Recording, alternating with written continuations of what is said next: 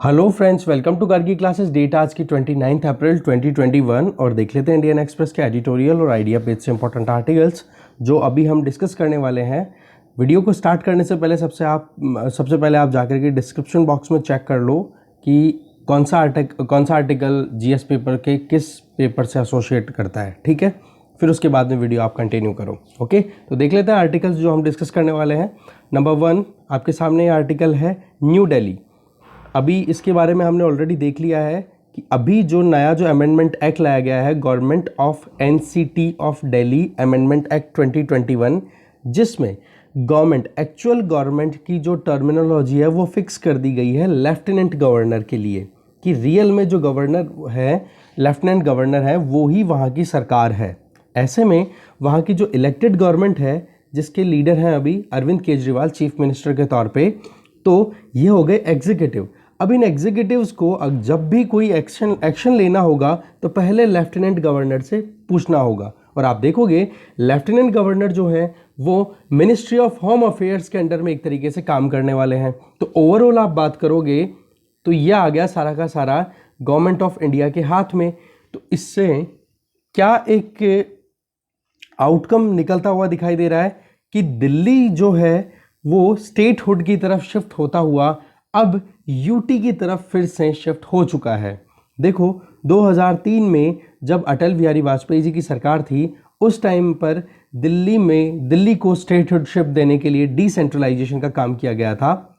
ऐसे में अभी जो करंट रिजीम है उसने ये 2003 का जो एक तरीके से एक्ट लाया गया था उस टाइम के रिजीम के टाइम पे, जो कि पार्लियामेंट में बिल लाया गया था, तो उसी को रिवर्स कर दिया है। तो बेसिकली यहाँ पर पेंडेमिक का टाइम है और पेंडेमिक के टाइम पे ये सारी चीज़ें करना बहुत ज़्यादा पॉलिटिकल बिहेवियर शो हो रहा है। इसके अलावा आप देखोगे कि कोविड-19 के स्प्रेड को रोकने के लिए जहाँ पर डिसेंट्रलाइजेशन बहुत इंपॉर्टेंट रोल प्ले कर सकता है, वहाँ पर ऐसे सरकार का एक्शन लेना ये कहीं ना कहीं ज़्यादा पॉलिटिसाइज कर देना हो चुका है पेंडेमिक के इस सिनेरियो को। तो ये चीज़ बताई हुई है इस आर्टिकल में, ज़्यादा कुछ है नहीं तो डिस्कस नहीं करेंगे। ये आर्टिकल हम नहीं डिस्कस करेंगे। इधर आप देखोगे इलाहाबाद हाई कोर्ट की तरफ से, यूपी गवर्नमेंट की तरफ से जो एक्शन, जो स्टेटमेंट्स आ रहे हैं उनको लेकर के बातचीत की जा रही है। तो एक बार आप एथिक्स पॉइंट ऑफ व्यू से एक बार देख लेंगे कि सरकारों को कैसे कोलैबोरेट करके काम करना चाहिए, जहां पर जुडिशरी एग्जीक्यूटिव दोनों साथ में मिलकर के काम करें और जहां पर सेंटर और स्टेट्स दोनों मिलकर के साथ में काम करें, तब जाकर के कोविड-19 जैसी पैंडेमिक इमरजेंसी वाले सिचुएशंस को हम हैंडल कर पाएंगे। ओके, तो आप उस पॉइंट ऑफ व्यू से देख सकते हो। बाकी यूपी स्पेसिफिक इसमें एग्जांपल और चीज़ें बताई हुई है तो हम डिस्कस नहीं करेंगे। एक ये आर्टिकल हम डिस्कस करेंगे जिसमें हम देखने वाले हैं कि कोविड-19 के चलते कैसे सैनिटेशन की जो एक सिचुएशन थी वो वर्स होती चली जा रही है, ये आर्टिकल देखेंगे। इसके अलावा फिर आइडिया पेज पे हम एक ये आर्टिकल डिस्कस करेंगे जिसमें क्राइसिस एज टीचर, कैसे क्राइसिस हमें लर्निंग्स देता है। ठीक है, तो एजुकेशन सिस्टम को एक ध्यान में रखते हुए ये आर्टिकल है जिसे हम देखेंगे। कल एक आर्टिकल हमारा एजुकेशन सिस्टम का छूट गया था, उसमें जो मेन थीम थी उसको भी हम इसी आर्टिकल के साथ में एसोसिएट कर लेंगे। ठीक है, ये आर्टिकल हम डिस्कस नहीं करेंगे। और तीसरा आर्टिकल है इंडिया यूएस रिलेशंस, बहुत ही अच्छा आर्टिकल लिखा है, इस आर्टिकल को भी हम डिस्कस करने वाले हैं। ठीक है, तो देख लेते हैं। 3 आर्टिकल्स हैं, तीनों को डिटेल में। फर्स्ट आर्टिकल है द डर्टी ट्रुथ। आर्टिकल लिखा है प्रज्ञा अखिलेश ने। देखो, ड्राई लेट्रिन्स की या हैंगिंग टॉयलेट्स की अगर बात करें तो रूरल इंडिया में लॉकडाउन जब से लगा है 2020-21, तो ऐसे में बहुत ज़्यादा इसका एक तरीके से जो सैनिटेशन की जो एक ट्रेंड पड़ा था स्वच्छ भारत अभियान के चलते हैं, वो कहीं ना कहीं रिवर्ट होता हुआ दिखाई दे रहा है। ठीक है, एक तरफ हमारे पास में prohibition of employment of manual scavenger and their rehabilitation act है 2013 का, जो कि बिल्कुल स्ट्रिक्ट बैन करता है इन ड्राई लेट्रिन्स को और इन हैंगिंग टॉयलेट्स को। ड्राई लेट्रिन जहां पर पानी कम से कम यूज़ किया जाता है, क्योंकि गाँव में क्या हो रही है, लॉकडाउन जब से लगा है उसके बाद से एक तो पावर सप्लाई टाइम पे नहीं आ रही है और एक वाटर अवेलेबिलिटी अच्छे से इंश्योर नहीं हो रही है। तो जो सैनिटेशन की फंक्शन है, सैनिटेशन का जो एक्शन है वो प्रॉपर नहीं हो पाता। ऐसे में आ जाता है रोल किसका? ड्राई लेट्रिन्स का, और उनको फिर क्लीन करने की नौबत आती है। और क्लीन कौन करते हैं? स्कैवेंजर्स। तो ये जब हमारे पास में एक्ट है कि भाई कोई भी मैनुअल स्कैवेंजिंग नहीं करेगा, किसी को भी आप प्रेशराइज नहीं करोगे मैनुअल स्कैवेंजिंग करने के लिए, क्लीनिंग करने के लिए, ह्यूमन एक्सक्रेटा को क्लीन करने के लिए, उसके बावजूद अगर ड्राई लेट्रिन्स या फिर हैंगिंग टॉयलेट्स, मैं हैंगिंग टॉयलेट का मतलब हो गया कि आप इस तरीके का टॉयलेट प्लेटफॉर्म बना दो, राइट, और यहाँ पर आपका ये पॉट हो गया, ठीक है, और यहाँ पर ह्यूमन एक्सक्रेटा इकट्ठा हो रहा है, और जो भी एक्सक्रेटा मतलब जो भी ह्यूमन बीइंग फ्रेश होने आ रहा है लाइक दैट, तो वो उसका जो एक्सक्रेटा है वो नीचे जाकर के यहीं गिर रहा है। तो आप देखो कि यहाँ पर क्लीनिंग ना करनी पड़े, पानी को यूज़ ना करना पड़े, वो उस तरीके की सैनिटेशन फैसिलिटीज़ अभी यूज़ होनी फिर से स्टार्ट हो चुकी है। इसका बेस्ट एग्जांपल है स्लम डॉग मिलेनियर मूवी है, ठीक है। उसमें जो छोटा बच्चा, जब अमिताभ बच्चन आता है तो उस टाइम पर वो जब सिग्नेचर करवाने के लिए जाता है, कभी देखी हो मूवी, तो सिग्नेचर कराने के लिए जाता है तो वो इसी तरीके के हैंगिंग टॉयलेट में ही वो पैक हो जाता है। तो ऐसे में वो कूद करके फिर जाता है लाइक दैट। वो सारी चीज़ें आप देखो, बेसिकली पॉइंट यहाँ पे क्या आ गया कि जिस सैनिटेशन की हम बात कर रहे थे वो सैनिटेशन फिर से कहीं ना कहीं ख़त्म होता दिखाई दे रहा है। हाइजीनिक जो लाइफस्टाइल शुरू हुई थी वो रुक गई है। तो कोविड-19 का असर यहाँ पर भी बिल्कुल देखने को मिल रहा है। आज 6 लाख से ज़्यादा ऐसे टॉयलेट्स हैं जहाँ पर पानी की कमी है, 1,20,000 से ज़्यादा टॉयलेट्स ऐसे हैं जहाँ पर वाटर सप्लाई भी नहीं है, और हज़ारों तो ऐसे हैं जिनको यूज़ करना ही बंद कर दिया या उनकी छतें टूट गई, मतलब उनका मेंटेनेंस ही नहीं है, पानी की पाइप सप्लाई प्रॉपर नहीं है, दरवाजे हैं वो टूटे हुए हैं। दैट मीन्स एक बार बना लिया, नंबर्स की काउंटिंग तो अच्छे से कर दी, बट मेंटेनेंस प्रॉपरली नहीं किया जा रहा। तो यहाँ पर जो मेन रीज़न है उसके पीछे वो क्या है? इल्लीगल टॉयलेट कंस्ट्रक्शन, कि जहाँ पर भी टॉयलेट बनाए गए वहाँ पर लोगों ने एक्सेप्ट नहीं किया या कानूनन तौर पे वो ठीक नहीं थे।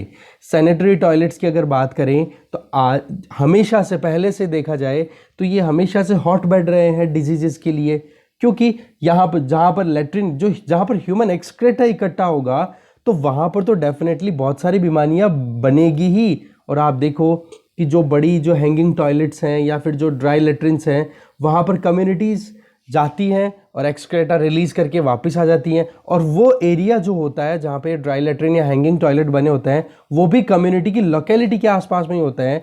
तो ऐसे में कोविड-19 तो है ही, रही सही में दूसरी बीमारियों से चलते और ज़्यादा ग्रसित होने के पूरे चांसेस बन गए हैं। तो ऐसे में ज़रूरत क्या है कि ये जो कमियां हैं ना, इनको इरेडिकेट किया जाए। एक तो कंस्ट्रक्शन को लेकर के जो कमी है कि जगह कहाँ पर है, कंस्ट्रक्शन की क्वालिटी क्या है, कितना मेंटेनेंस रखा जा रहा है, और दूसरा यूसेज, कि लोगों में अवेयरनेस कितनी है, कितना वो जागरूक है। अभी भी मतलब इतनी प्रॉब्लम हमारे सामने आ रही है कि सैनिटेशन के लिए पूरा एक प्रोग्राम स्वच्छ भारत मिशन 2014 से चल रहा है। 2019 में ओपन डेफिकेशन फ्री पूरा इंडिया को डिक्लेयर भी कर दिया सरकार ने, उसके बावजूद ये प्रॉब्लम आ रही है। तो इसका मतलब क्या हो गया? मेनेस अभी ख़त्म नहीं हुई है, अभी भी ये बहुत बड़ी पीड़ा है जो लगातार बनी हुई है। अगर ग्रामीण भारत की बात हम करें तो पावर कट एक बहुत बड़ा इशू चल रहा है, अभी बिजली कट रही है लगातार, तो उसके चलते वाटर अवेलेबिलिटी भी इंश्योर नहीं होती। अब एक तो पेंडेमिक है और दूसरी इन सैनिटरी टॉयलेट्स का प्रॉपर मेंटेनेंस नहीं होगा, तो फिर बाद में लोग क्यों फिर इनका यूज़ करेंगे? तो सबसे पहली चीज़ तो हो गई facilitation of required infrastructure, facilitation of the required things. वो चीज़ें अगर नहीं होंगी तो कब जा करके ये प्रॉब्लम खत्म होगी? जो स्ट्रगल है, जो ड्राई लेट्रिन्स को हमने अवॉइड किया था, जहाँ पर सैनिटेशन वर्कर्स को काम ना करना पड़े, तो इसके लिए हमने बहुत सारे ऑप्शंस निकाले, जिसमें पानी तो बहुत ज़रूरी है, और पानी की शॉर्टेज रहेगी तो प्रॉब्लम तो कंटिन्यू बनी रहेगी। ठीक है, अब जब ये इस तरीके की प्रॉब्लम बनती है ना, तो कोई एक ही प्रॉब्लम नहीं होती है, फिर इसके 4 गुना 5 गुना असर साइड बाई साइड देखने को मिलते हैं। एक तो क्या हो गया, डेफिकेशन साइट्स की बात करो, कि जब गाँवों में टॉयलेट अगर प्रॉपर मेंटेन नहीं होंगे तो वो कहाँ जाएंगे? या तो वो डेफिकेशन साइट जहाँ पर खुला एरिया होगा या फिर जहाँ पर कचरा पहले से पड़ा है वहाँ जा कर के वो मतलब एक तरीके से फ्रेश होने जाएंगे। तो इस तरीके से एक तो ये, दूसरा सिटीज़ की अगर बात करें तो गार्बेज एरियाज होंगे जहाँ पर डंपिंग किया हुआ है कचरा, वहाँ पर जाकर के वो ह्यूमन एक्सक्रेटा रिलीज करेंगे, या कोई वाटर बॉडी है उसके आसपास में। तो आप देखो ये तीनों के तीनों का लिंक हमारी हेल्थ से सीधा है। जैसे कि लार्ज नंबर्स अगर डंपिंग यार्ड्स की बात करें तो वहाँ पर क्या है जी, अभी मास्क हैं, पीपीई किट हैं या फिर एफ्लुएंट्स हैं जो कि कोरोना इन्फेक्टेड है सारे के सारे। अब आप देखो वहाँ पर अगर कोई ह्यूमन बीइंग जाएगा तो उसके पेंडेमिक का असर पड़ेगा कि नहीं। एक तो हो गया खुद उस ह्यूमन एक्सक्रेटा के चलते बीमारियाँ, और दूसरी कोविड-19 से जो इन्फेक्टेड जो मास्क है, पीपीई किट है, उनसे और वो इन्फेक्शन लेकर के आ जाएगा। सिमिलरली अगर कोई वाटर बॉडी है उसके आसपास में जाकर के डेफिकेट करेगा तो उस वाटर बॉडी को पॉल्यूट करेगा, जिससे कि फिर बाद में वो कम्युनिटी वाले अपनी वाटर रिक्वायरमेंट को पूरी करते हैं, तो एक प्रॉब्लम हो जाएगी। तो अब क्या प्रॉब्लम होने लग गई, ओपन डेफिकेशन की प्रॉब्लम फिर से स्टार्ट होने लग गई है, जिससे कि बचने का मेन टारगेट था स्वच्छ भारत मिशन के टाइम पे। ठीक है, तो ये चीज़ें बहुत इंपॉर्टेंट है, ध्यान रखने वाली है। तो ऐसे में हमें क्या करने की ज़रूरत है, सबसे इंपॉर्टेंट चीज़ आ जाती है यहाँ पर कि जो अर्बन रूरल डिवाइड है ना वाटर अवेलेबिलिटी का, उसको हमें क्लियर करने की ज़रूरत है कि गाँवों में पानी की कमी है, उसको फुलफ़िल करने के लिए कोई अटेंशन नहीं दिया जाता, जबकि शहरों में अटेंशन जल्दी मिल जाती है। इसके अलावा सैनिटेशन कवरेज की बात करें तो कवरेज को भी इंक्रीज़ करने की ज़रूरत है। आज रूरल इंडिया में जो वाटर रिसोर्सेज है ना वो अनइम्प्रूव्ड है, क्वालिटी ऑफ वाटर बहुत ही बुरी है। तो ऐसे में सैनिटरी टॉयलेट्स के नंबर्स को इंक्रीज़ करना हमारा टारगेट नहीं होना चाहिए। हमारा टारगेट होना चाहिए क्वालिटी कंस्ट्रक्शन हो, प्रॉपर टाइम पे मेंटेनेंस हो, और जो भी प्रॉब्लम हो उनको इमीडिएटली टैकल कर लिया जाए। तो ऐसे में रीसर्वे किया जाए, दोबारा से एक एक स्टेट गवर्नमेंट की अपनी अपनी अथॉरिटीज़ फिक्स कर दी जाएं, और वो टॉयलेट्स के बारे में पता करें, और पिछले 3 से 5 सालों में जो कुछ भी टॉयलेट्स के साथ में हो रहा है, मतलब ऐसे टॉयलेट्स को तो आप डेफिनेटली सर्वे करो कि जिनको बने 3 से 5 साल हो गए, तो उनकी प्रॉपर मेंटेनेंस देखी जा सके, पानी की प्रॉब्लम है तो उसको सॉर्ट आउट किया जा सके। तो ये एक तरीके की एक स्ट्रेटेजी हो सकती है। सैनिटेशन सिस्टम की अगर हम बात करें तो इसमें वाटर सिस्टम भी हमारा प्रॉपर होना चाहिए। इसके अलावा सैनिटेशन बिहेवियर कैसा है, लोग क्या वाकई में टॉयलेट यूज़ करना चाह रहे हैं। तीसरा, इसके अलावा सैनिटेशन लेबर रिफॉर्म्स की भी ज़रूरत है। ऐसा नहीं कि सैनिटरी नाम लेकर के आपने ड्राई लेटरिन्स को फिर से स्टार्ट कर दिया यूज़ करना, और फिर वहाँ पर ह्यूमन कोई भी कास्ट बेस पे, जो कास्ट स्टिग्मा के चलते हैं, जो नीच जात के जिन लोगों को बोला जाता है, बोलो उनसे फिर बाद में प्रेशर करवा के और फिर क्लीनिंग करवाओ, वो नहीं होना चाहिए। इसके अलावा स्मॉल पिट्स का जो यूज़ किया जा रहा है ह्यूमन एक्सक्रेटा को, जहाँ पे कंस्ट्रक्शन साइट्स हैं, जैसे यहाँ पे एग्जांपल अलग अलग दे रहे हैं, जैसे यूपी में क्या हो रहा है, यूपी में ट्रेंड ये देखने को मिल रहा है कि जहाँ पे कंस्ट्रक्शन एक्टिविटी हो रही है ना, वहाँ पर जो लेबर काम कर रही है उन लेबर के लिए प्रॉपर, मतलब आप देखोगे टॉयलेट फैसिलिटी ही नहीं है, कि उन्होंने छोटे छोटे खड्डे कर लिए और उन खड्डों पर फिर बाद में ह्यूमन एक्सक्रेटा रिलीज़ करके और फिर उसको केवल ढक दिया जाता है। तो वो चीज़ कितनी गलत है, आने वाले टाइम पे तो वो तो बीमारियों का कारण बनेगी।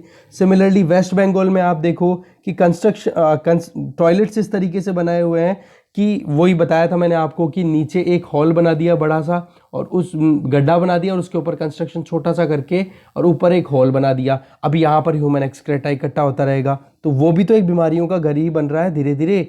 ऐसे ही दिल्ली में बात करो, गाजीपुर, ये देखो आप बलसवा हो गया, ओखला लैंडफिल्स हो गई, यहाँ पे क्या हो गया, कचरा इकट्ठा हो रहा है, लोग यहाँ पर ओपनली डेफिकेट कर रहे हैं। तो ये केवल 1-2 सिटीज़ ही नहीं, ये आपको थ्रू आउट इंडिया, तमिलनाडु देखो डेवलप्ड स्टेट्स में से कंसिडर होता है, वहाँ देखो, गोवा में देखो, राजस्थान में देखो, मध्य प्रदेश में देखो, चारों तरफ ये डेथ ट्रैप्स के तौर पे बने हुए हैं कि कोई। और सबसे बड़ी बात क्या हो रही है कि कंस्ट्रक्शन हो रहा है ना टॉयलेट्स का, तो वहाँ पर भी कॉन्ट्रैक्टर्स का रोल ये है कि वो करप्शन किए बिना नहीं रह रहे हैं, कि घटिया क्वालिटी का मटेरियल यूज़ कर रहे हैं, तो वो टॉयलेट्स हैं वो कोलैप्स कर रहे हैं। कभी टॉयलेट की दीवार कोलैप्स कर रही है, कभी वो गेट है वो टूट गया, कभी छतें हैं वो कोलैप्स कर गई, तो ऐसे में कोई रिस्क ही नहीं ले रहा। सिमिलरली मिजोरम में क्या होते हैं, ट्री हाउसेस यूज़ होते हैं। तो जिस तरीके से आपने अभी देखा कि जो हैंगिंग टॉयलेट मैंने बताए, उसी तरीके से ट्रीज पर बैठ करके फिर ह्यूमन एक्सक्रेटा रिलीज किया जाता है, नीचे जाकर के खड्डे में फिर वो टॉयलेट का जो ह्यूमन एक्सक्रेटा वो इकट्ठा होता है। तो ऐसे में तो फिर वही चीज़ हो गई, वो प्रॉब्लम तो क्रिएट वो की वो है। तो ज़रूरत क्या है कि कोविड-19 से एस्केप करें, ये तो है चलो ठीक है, बट टॉयलेट से एस्केप करना ये क्या सही बात है क्या? आज भी कहीं ना कहीं सैनिटेशन सिस्टम बहुत ज़्यादा वल्नरेबल है, बहुत ज़्यादा वीक है। तो नई इंफ्रास्ट्रक्चर बिल्ड करें तो देखो ये चीज़ हमें ज़रूर ध्यान देना होगा कि टॉयलेट्स का कंस्ट्रक्शन भी प्रॉपर मैनर में किया जाए। नहीं तो क्या होगा कि जो एक्चुअल में जो प्रॉब्लम है उसको तो हम इग्नोर कर रहे हैं, क्योंकि ये पेंडेमिक आज नहीं तो कल ख़त्म हो जाएगी, कोई वो नहीं है। बट ये जो टॉयलेट वाला इशू है, ओपन डेफिकेशन वाला जो इशू है, वो अगर सही नहीं हुआ, हमारा सैनिटेशन सिस्टम अगर प्रॉपर नहीं काम करने लगा, यूज़ नहीं करने लगे हैं लोग, तो वो प्रॉब्लम हमारी कंटिन्यू बनी रहेगी, जो कि एक्यूट है। ठीक है, मतलब एक तरीके जो कि एक तरीके से क्रॉनिक है, लगातार टाइम के साथ बनी हुई है, तो उस चीज़ को टैकल करने की ज़रूरत है। तो आप देख सकते हो लॉकडाउन के टाइम पे सैनिटेशन स्ट्रगल फिर से स्टार्ट हो गई है इंडिया की, और इसका आउटकम क्या होगा वो तो आने वाला टाइम ही बताएगा। बट एक हमारे पास में आइडिया मिल गया है, तो डेफिनेटली इसके ऊपर वर्कआउट करने की ज़रूरत है। बिहेवियरल चेंज भी आना चाहिए, तो गवर्नमेंट की तरफ से भी एफर्ट्स प्रॉपर होने चाहिए। ऐसे नहीं कि नंबर ऑफ टॉयलेट्स हमने इतने बना दिए, नहीं, कितना मेंटेन किया जा रहा है, लगातार उन टॉयलेट्स को यूज़ किया जा रहा है या नहीं, ये सवाल हैं बड़े। ठीक है, आगे चलते हैं। नेक्स्ट आर्टिकल है क्राइसिस एज टीचर। आर्टिकल लिखा है राधा गोयनका के द्वारा। देखो, गट्स और आशा, मतलब आपके अंदर कुछ काबिलियत है और दूसरी तरफ एक आशा, दोनों चीज़ें अगर आप में है तो आप एक सक्सेसफुल इंडिविजुअल बन सकते हो। बट जब इंडियंस की बात आती है तो हमारे पास में इसकी कमी नहीं है, हम बहुत ज़्यादा आशावादी हैं कि सब कुछ अच्छा हो जाएगा। इवन इस पेंडेमिक को लेकर के भी ज़्यादातर आपने यही सुना हुआ कि भगवान सब कुछ सही कर देगा। इवन कुंभ मेला ऑर्गेनाइज हुआ, कुंभ मेले में कितनी लार्ज गैदरिंग हुई, मास गैदरिंग हुई, और क्या कहा कि भगवान जो भी करेगा अच्छा करेगा। पर एक तरफ तो ये आशावादी होना हमें बहुत पावरफुल बना रहा है, और दूसरी तरफ अगर प्रैग्मेटिक अप्रोच में देखें तो ये आशावाद कहीं ना कहीं हमें पागल भी साबित कर देता है। तो ये चीज़ यहाँ पर राइटर शुरुआत में बता करके ये बोलना चाह रही हैं कि जब हमारे स्कूल की बात की जाए, आज स्कूल्स को ऑलमोस्ट 12 महीने हो गए हैं, पिछले साल लॉकडाउन लगा था, तब से लेकर अब तक स्कूल खुली हैं, बंद हुई हैं, या बिल्कुल बंद ही मानो आप, ऑलमोस्ट बंद ही है। ठीक है, आज इंडिया में जितने भी बच्चे हैं ना, उन बच्चों में से लगभग 97% बच्चे तो स्कूल्स जा ही रहे हैं, चाहे वो प्राइवेट स्कूल हो, अच्छी स्कूल हो, मतलब बहुत ज़्यादा हाईली पेड स्कूल्स हों या फिर गवर्नमेंट स्कूल्स हो। कहने का मतलब कैसे भी करके एजुकेशन एक्सेसिबिलिटी हम आराम से इंश्योर कर पा रहे हैं। तो यहाँ पर हमारे जो गट्स हैं, हमारी जो आशाएं हैं, इन दोनों को मिलाकर के हमें एफर्ट्स लगाने की ज़रूरत है स्कूल एनवायरनमेंट को रिवाइवल देने की। ठीक है, आज मिड डे मील स्कीम की बात करें तो मिड डे मील स्कीम ने इतना सपोर्ट किया है कि जो बच्चे खाना प्रॉपर नहीं टाइम पे खा पा रहे थे, जिनकी एजुकेशन प्रॉपर टाइम पे नहीं हो पा रही थी, आज उनको फ्री और हेल्दी मील मिल रहा है। तो ऐसे में उनकी एजुकेशन और हेल्थ दोनों उनकी ज़रूरतें आसानी से पूरी हो सकती है।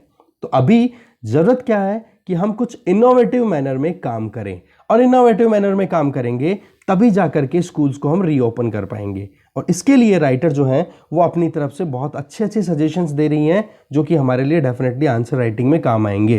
कि एजुकेशन कोविड-19 से रिलेटेड ऐसे आ जाए, तब भी आप आराम से उसके एजुकेशन के ऊपर क्या असर पड़ा वो पूरा बता सकते हो।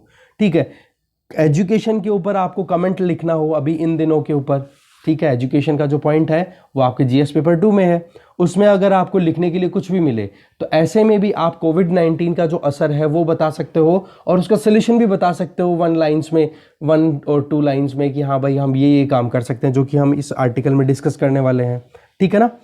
तो पिछले 12 महीनों की अगर बात करें तो एजुकेशन ऑलमोस्ट रुकी हुई है, स्टेगनेंट है, कोई एक्सेसिबिलिटी नहीं है, छोड़ करके उन बच्चों को कि जिनके पास में ऑनलाइन इंटरनेट या फिर इंटरनेट डिवाइसेस अवेलेबल है। अगर हम डिवाइड की बात करें, गैप की बात करें, तो डेवलप्ड कंट्रीज़ के जो बच्चे हैं वो तो देखो एजुकेशन को कंटिन्यू करने में प्रॉब्लम का सामना कर नहीं रहे हैं, और इंडिया की जो कि एक डेवलपिंग कंट्री है, वहाँ पर भी जिन बच्चों के पास में इंटरनेट और मोबाइल या फिर जो भी डिजिटल डिवाइसेज है उनकी एक्सेसिबिलिटी है, वो तो देखो आसानी से अपनी पढ़ाई कर पा रहे हैं। बट ज़्यादातर बच्चे जो हैं वो गरीब बैकग्राउंड से आते हैं, पुअर बैकग्राउंड से आते हैं, तो ऐसे में उनके पास में इंटरनेट और ये डिजिटल डिवाइसेज ना होने के चलते उनकी एजुकेशन पिछले 12 महीनों में ऑलमोस्ट रुकी पड़ी है। पिछला 1 साल हो गया है जिसमें उनकी स्कूलिंग बिल्कुल नहीं हुई है। तो हमें यहाँ पर कुछ इनोवेटिव करना होगा जिसके चलते इन गैप्स को हम ख़त्म कर सके। नहीं तो क्या है, ये पेंडेमिक तो क्या है, आज है कल चला जाएगा और इसका असर हमारी एजुकेशन सिस्टम पे लगातार बना रहेगा। तो क्यों ना ये इस टाइम को ही हम एक लेसन की तरह लेकर के आगे बढ़ें।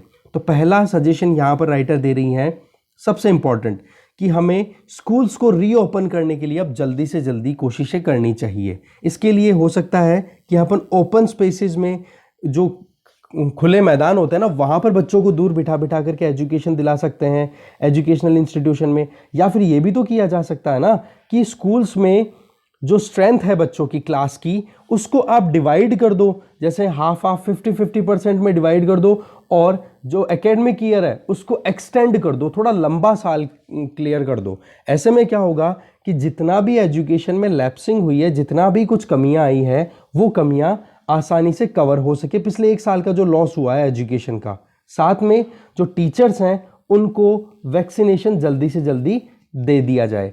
ऐसे में क्या होगा कि ये जो कोरोना वायरस है, इससे ज़्यादा से ज़्यादा इम्यूनिटी हम इंश्योर कर पाएंगे। तो टीचर्स का वैक्सीनेशन, एलोंगेटेड एकेडमिक ईयर, और जो एजुकेशनल इंस्टीट्यूशन है इनको और ज़्यादा ओपन करना, ठीक है। चाहे इसके लिए हमें ओपन स्पेसेस का यूज़ करना पड़े, या क्लास की जो स्ट्रेंथ है उसको थोड़ा सा डिवाइड करके हम आगे बढ़ा सकें। तो एक तो तरीका ये बताया इन्होंने। दूसरा तरीका ये बताया है कि टीचर्स की जो डेफिनेशन है उसको हमें थोड़ा सा ब्रॉड करना पड़ेगा। उसमें पेरेंट्स को भी कंसिडर करो, वॉलंटियर जो यूथ हैं जो पढ़ाना चाहते हैं बच्चों को, सोसाइटी के डेवलपमेंट के लिए काम करना चाहते हैं, उनको भी आप इंक्लूड करो। या फिर जो ओल्डर चिल्ड्रंस हैं जो कि पहले एजुकेशन अपनी स्कूलिंग कर चुके हैं, या फिर कम्युनिटी के जो लोग हैं जो पार्टिसिपेट करना चाह रहे हैं, उन लोगों को भी अब टीचर की डेफिनेशन मिलो। इससे क्या होगा कि स्कूल की जो लर्निंग है उसको घरों पर भी कंटिन्यू कराया जा सकता है।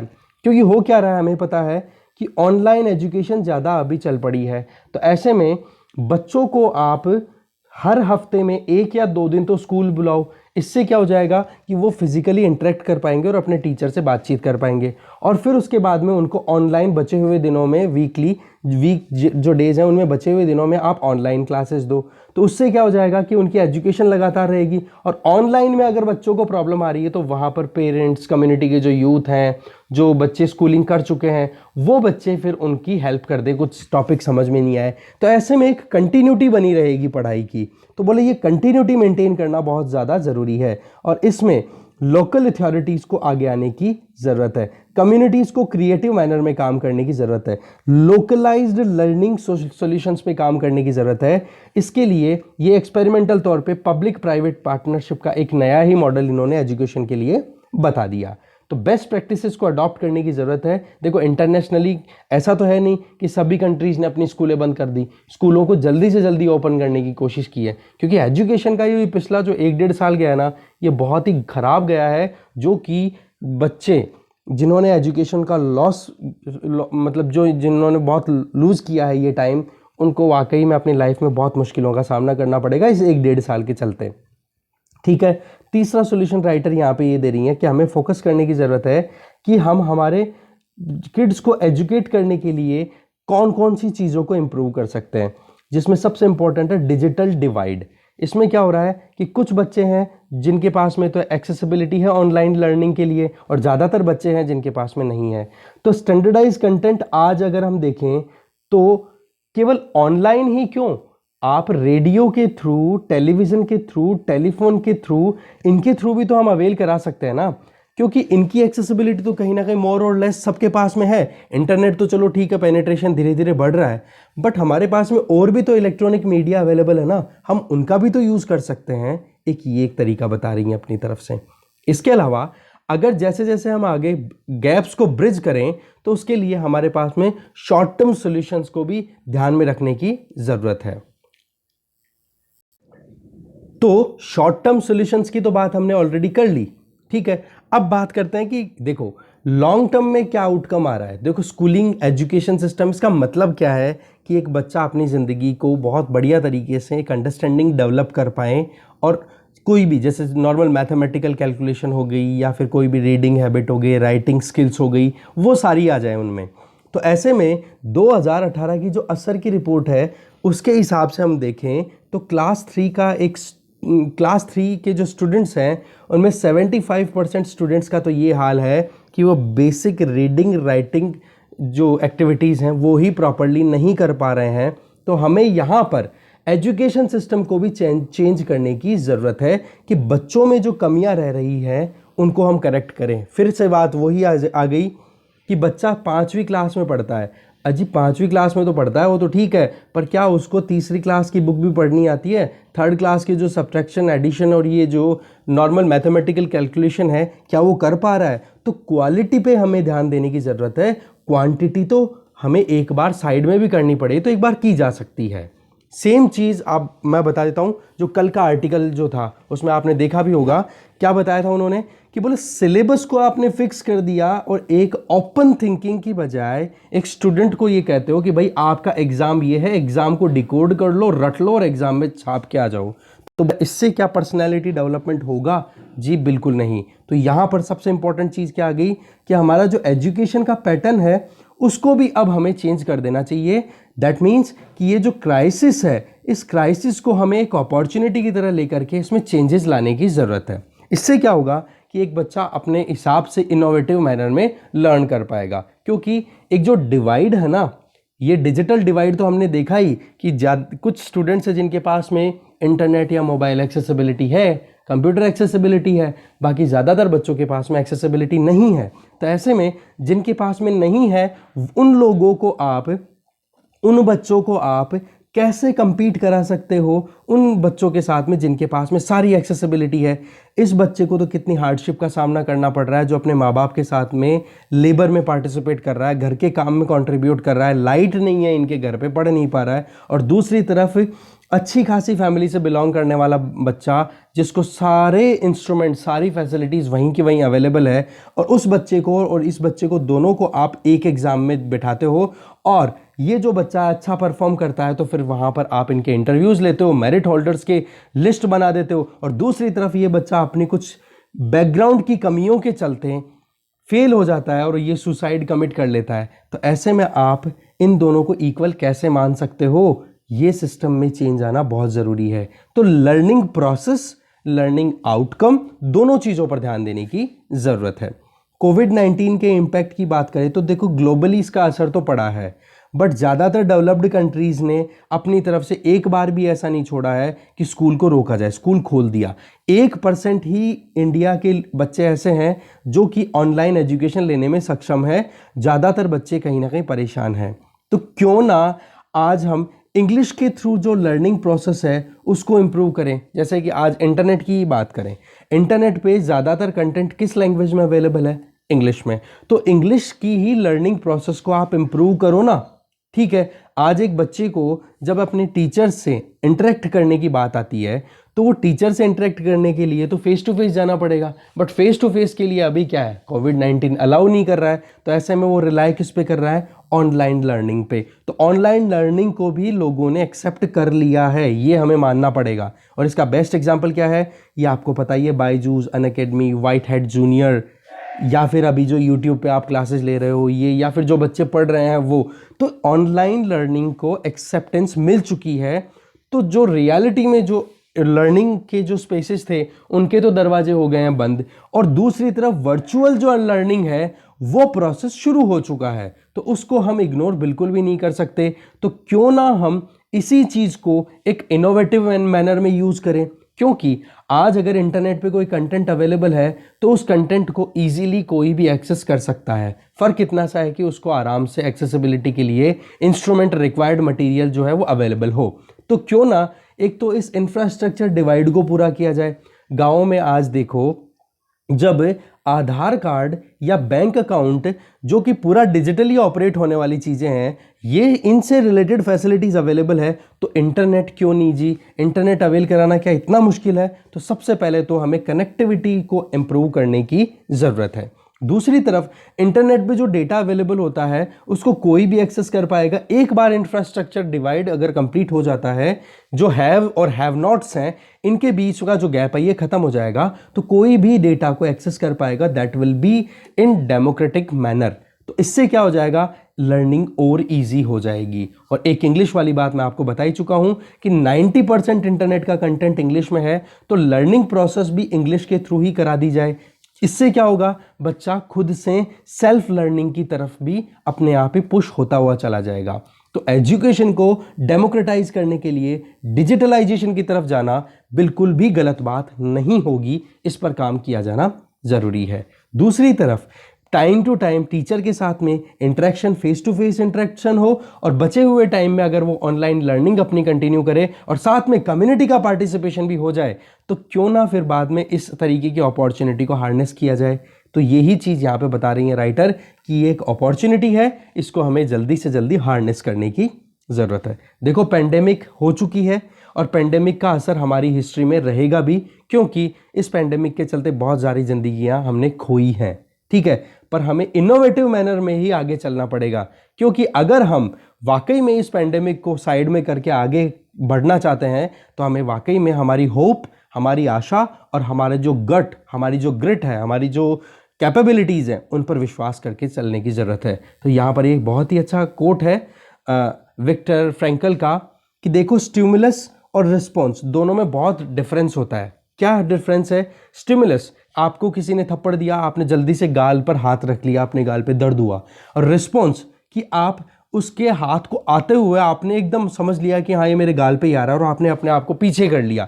तो ऐसे में दोनों में डिफरेंस बहुत है। तो इस स्टिमुलस और रिस्पॉन्स के बीच का जो स्पेस है ना, इसको फिक्स करने के लिए यूज आती है आपकी पावर। अगर आप में पावर है तो आप रिस्पॉन्ड करोगे, और अगर आप में पावर नहीं है तो आप स्टिमुलस के भरोसे चल लोगे कि आपका रिएक्शन क्या है, बस इतना सही है। तो पॉइंट यहां पर क्या आ गया कि रिस्पॉन्स जो है वो बहुत इंपॉर्टेंट है, पावर आपके पास में होनी चाहिए और है, और इसके चलते हम हमारी ग्रोथ और हमारी फ्रीडम को इंश्योर कर सकते हैं। रिस्पॉन्स के थ्रू ही हम इंडिया में एजुकेशन को और ज़्यादा स्ट्रॉन्ग बना सकते हैं, एक अलग ही स्टोरी हमारे एजुकेशन सिस्टम की तैयार कर सकते हैं। ओके, आगे चलते हैं। नेक्स्ट आर्टिकल है a reality check with the US. Article लिखा अरुण साहनी के द्वारा। देखो, रिसेंटली जैसे ही जो बाइडेन ने अभी एडमिनिस्ट्रेशन संभाला है, तब से लेकर अभी तक अगर देखें तो रिलेशनशिप वही चीज़ फिर से शुरू हो गई है जिसमें अमेरिका पे डाउट होने शुरू हो जाए। देखो, डोनाल्ड ट्रंप और नरेंद्र मोदी की जो केमिस्ट्री थी, जो रिलेशनशिप थी, वो एक अलग ही लेवल तक थी। पर अब जैसे ही अब नया जो एडमिनिस्ट्रेशन शुरू हुआ है, वहाँ पर फिर से ट्रस्ट डेफिसिट का जो माहौल हुआ करता था ना, वो फिर से होना शुरू हो गया है। आज यूएसए का अगर हम बैकग्राउंड देखें तो पाकिस्तान ने हमारे साथ में प्रॉक्सी वॉर लगातार छेड़ा हुआ है। अफगानिस्तान में भी पाकिस्तान अपने सिक्के इस तरीके से चलाता है कि कैसे भी करके रीजनल स्टेबिलिटी ना आए। उसके बावजूद यूएसए ने पाकिस्तान का कितना सपोर्ट किया।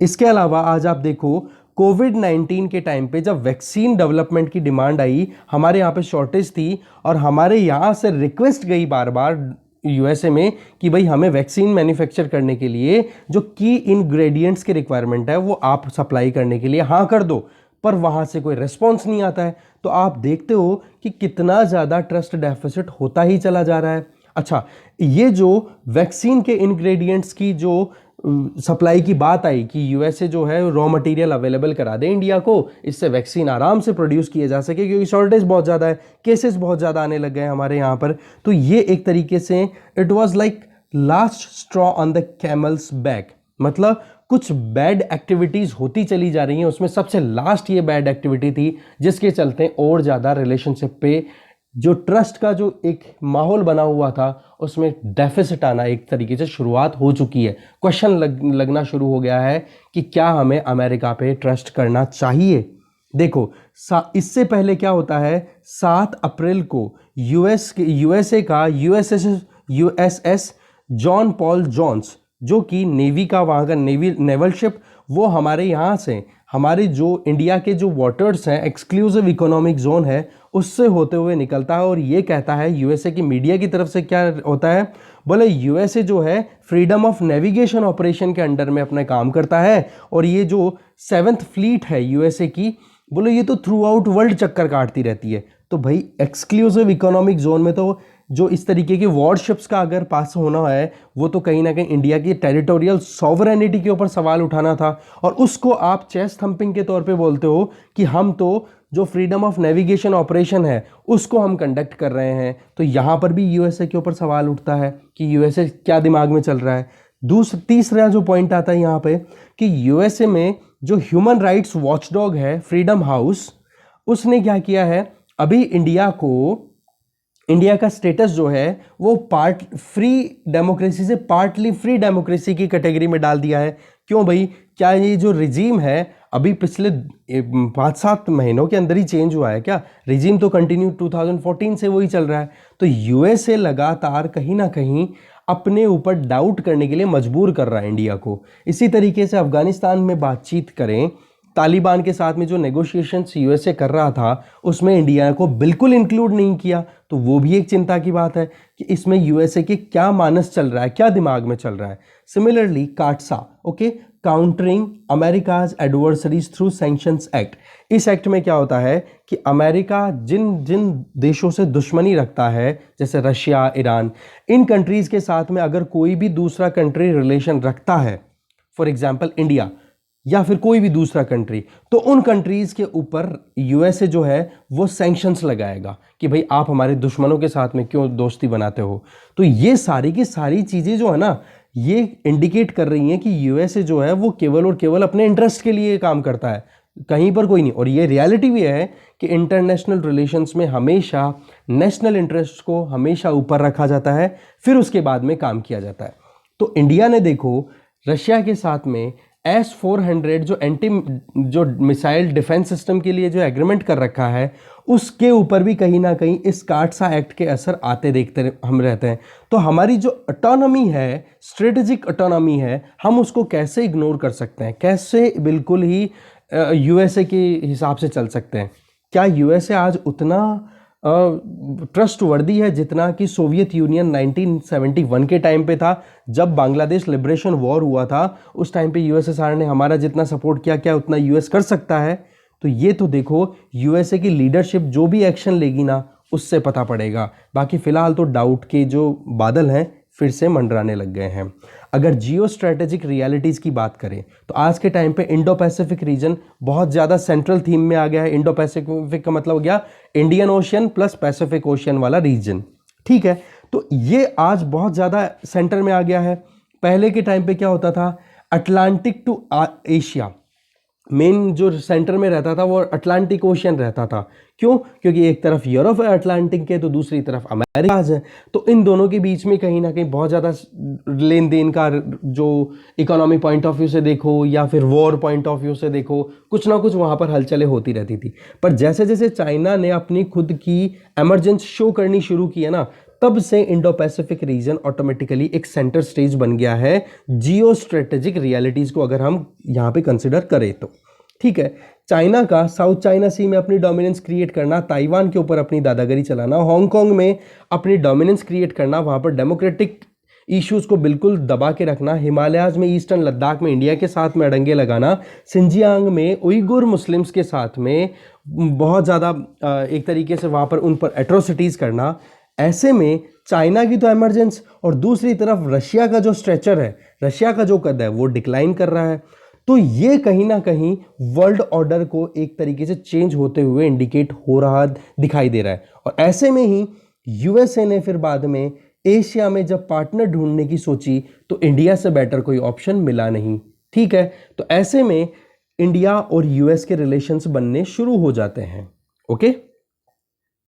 तो अब ईस्टर्न लद्दाख वाले रीजन में या फिर चाइना अगर अपनी एग्रेशन लगातार दिखाए जा रहा है, अपनी डोमिनेंस, अपनी हेजेमन स्टैब्लिश करना चाह रहा है, तो उसी टाइम पर यूएसए भी कहीं ना कहीं अपनी जो दादागिरी है या अपनी जो डोमिनेंस है उसको डिक्लाइन नहीं होने देना चाहता, और इंडिया भी नहीं चाहता कि चाइना अपनी डोमिनेंस क्रिएट करे और फ्यूचर में कहीं इंडिया को परेशान ना करे। तो ऐसे में लाइक माइंडेड कंट्रीज साथ में आते हैं और क्वाड को स्टैब्लिश कर लेते हैं, जिसमें आपको पता ही है 4 कंट्रीज हैं, US, Australia, Japan and India.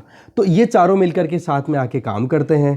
तो जो अभी इंटरेस्ट कन्वर्जेंस है ना, उसके चलते इंडिया और यूएसए साथ में आए हैं। दूसरी तरफ फ्रीडम ऑफ नेविगेशन को ज़्यादा से ज़्यादा प्रमोट करना, रूल बेस्ड ऑर्डर को ज़्यादा से ज़्यादा स्टैब्लिश करना, ऐसे कि इंटरनेशनली कोई भी अगर रूल्स क्रिएट किए जा चुके हैं तो उनको फॉलो किया जाए। ऐसे नहीं चाइना की तरह कि साउथ चाइना सी जो है वो हमारा एंशंट लेक रह चुकी है, ये हमारा है पूरा वाटर्स, ऐसे नहीं चलता। तो ऐसे में क्या हो जाता है कि यूएसए और इंडिया के बीच में कन्वर्जेंस आ जाता है और कोलैबोरेशन शुरू हो गया, और इसका एक रिजल्ट रहा क्वाड। दूसरी तरफ अगर हम देखें तो अभी अर्जेंट स्ट्रक्चरल रिफॉर्म्स की जरूरत है इंटरनेशनल मल्टीलैटरल इंस्टीट्यूशंस की, चाहे वो यूनाइटेड नेशन खुद हो, चाहे WTO हो, चाहे WHO हो, कहीं पर भी।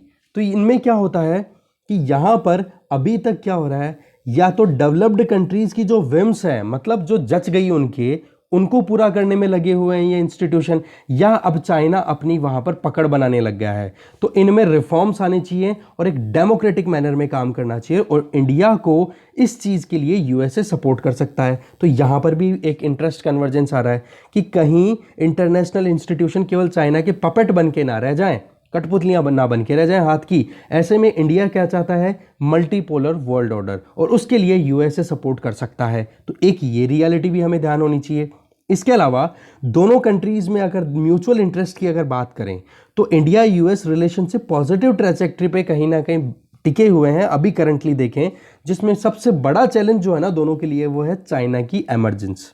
इसके अलावा दिल्ली का वॉशिंगटन के साथ में ये जो क्लोजर रिलेशन है ना, तो ये दिल्ली का खुद का इंटरेस्ट भी है। ऐसी बात नहीं है केवल यूएसए के इंटरेस्ट को ही हम पूरा करें, पर एक चीज ध्यान रखने की जरूरत है कि सारी बीमारियों का या सारी मर्ज की दवा केवल यूएसए नहीं हो सकता। ऐसे में हमें कहीं ना कहीं एक चीज ध्यान रखने की जरूरत है कि हमें हमारे इंटरेस्ट को ध्यान रखते हुए रशिया चाइना यूएसए, फ्रांस और आप इजराइल, ये मोटे मोटे कंट्रीज को अगर आप देखो तो इनमें चाइना अपने इंटरेस्ट को पूरा करने की कोशिश करता है। चाइना जो है वो एशियन पॉइंट ऑफ व्यू से देखें, अगर दूसरे प्लेटफॉर्म्स में देखें ना जहां पर ह्यूमन राइट्स की इनकी बात आती है, तब चाइना और इंडिया एक पलड़े पे दिखाई देते हैं।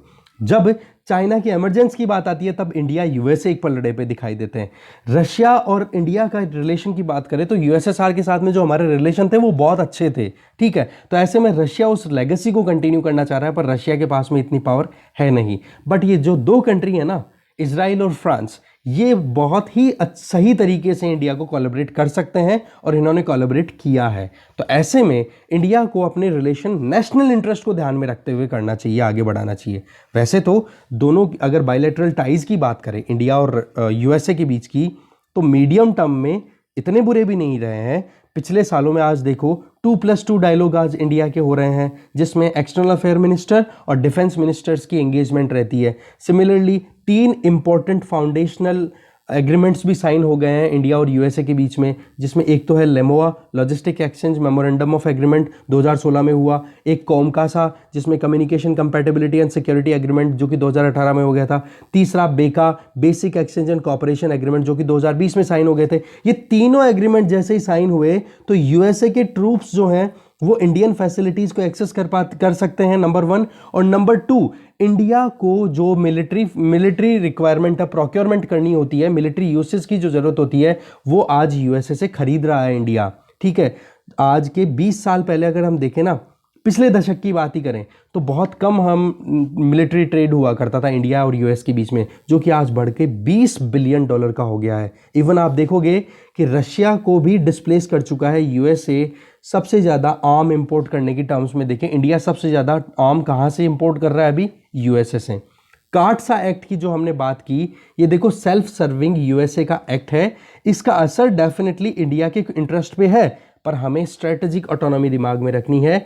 चाहे काटसा किसी लिए कुछ भी करे, हमें कहीं ना कहीं रशिया के साथ में जो डील हुई है S-400, उसको हमारे नेशनल इंटरेस्ट को ध्यान में रखते हुए फिर कंटिन्यू करने की ज़रूरत है। तो इन शॉर्ट क्या हो गया, नेशनल इंटरेस्ट सबसे ऊपर होना चाहिए। देखो इंटरनेशनल रिलेशन में दुश्मन भी बदलते रहते हैं, दोस्त भी बदलते रहते हैं। आज चाइना से हमारी दुश्मनी है, अगर थोड़ा बहुत भी बॉर्डर डिस्प्यूट अगर सेटल हो जाए ना, तो मैं बता रहा हूँ चाइना और इंडिया की रिलेशनशिप इतनी स्ट्रांग हो सकती है कि पूरे वर्ल्ड को चैलेंज कर दे।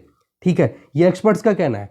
तो एग्जैक्टली वही चीज़ कहीं ना कहीं हमें देखने की ज़रूरत है। आज अगर हम रशिया और ईरान के साथ में हमारे रिलेशन अच्छे करें ना, तो हमें हमारे नेशनल इंटरेस्ट को ध्यान में देखने की ज़रूरत है, ना कि यूएसए क्या कह रहा है, उसकी डिक्टेटरशिप नहीं। सिमिलरली फाइव आइज में भी इंडिया को इनवाइट किया जा रहा है। Five eyes basically intelligence alliance है, इंटरनेशनल इंटेलिजेंस अलायंस, जो कि डेमोक्रेटिक कंट्रीज़ का एक कार्टल है, जिसमें Australia, Canada, New Zealand, UK, US ये साथ में है। तो वहाँ पर भी इंडिया को अगर बुलाया जा रहा है, तो कहीं एक सबॉर्डिनेट या फिर कहीं एक कह सकते हैं ना इक्वालिटी भी मिलेगी कि नहीं। वो इक्वालिटी अगर ना मिले तो इंडिया को जाने की ज़रूरत है ही नहीं।